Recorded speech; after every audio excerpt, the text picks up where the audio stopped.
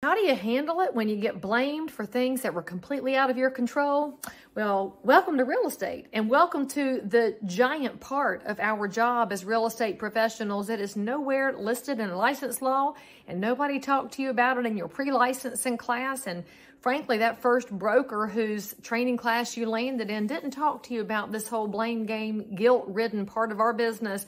But you should know, it's one of the most important things that a realtor professional does for their clients is absorb all of that emotion, all of the lack of control, all of the drama that takes place, usually in those last 48 hours before closing when all of the blush is off the rose. I mean, you think about it. You looked at the house on the internet, Mr. Buyer, and it looked perfect. You loved it. Your agent took you to look at it, and you said, I mean, pretty close to the photos because the listing agent is paid to make the house look great.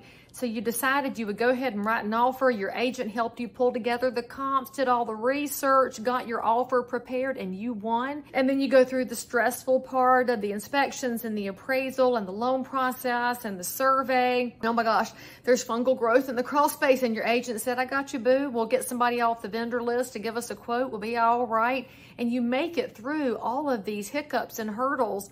You've got your movers hired, you've got the utilities in your name, and then something goes haywire. And in fact, one of those somethings that goes haywire is often the home seller not thinking about the time frame involved to get their own movers and get their stuff out of the house so that you as the buyer get the chance to see it in vacant condition. That is just one of the things that can happen. So the seller decides they're not ready to move out yet, and the buyer comes unglued. And here's the thing, my realtor friends.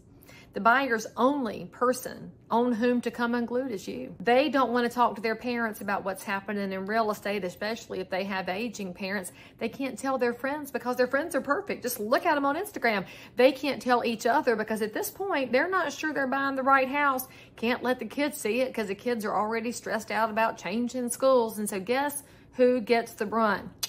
That's you, my friend. They sound like they're blaming you. They're not blaming you.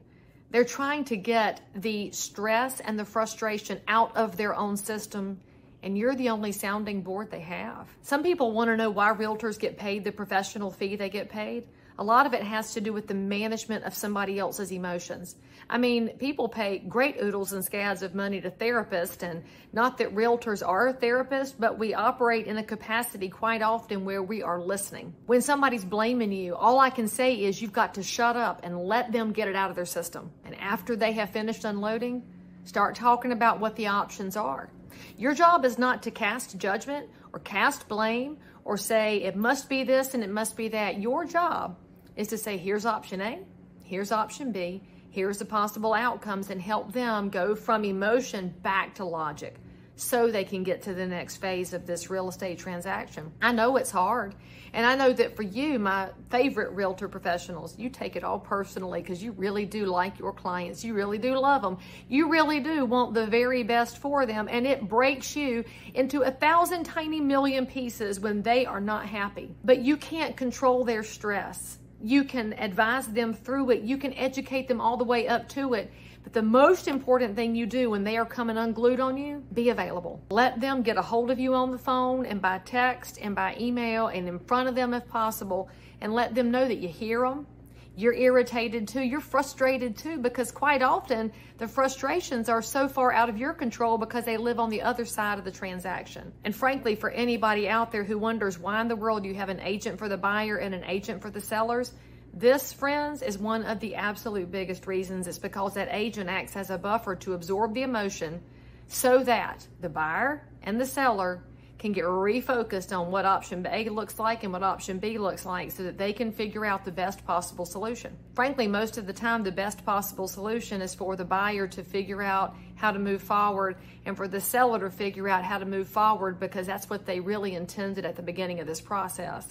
But the emotion, once it flares up, we get to help dissipate it.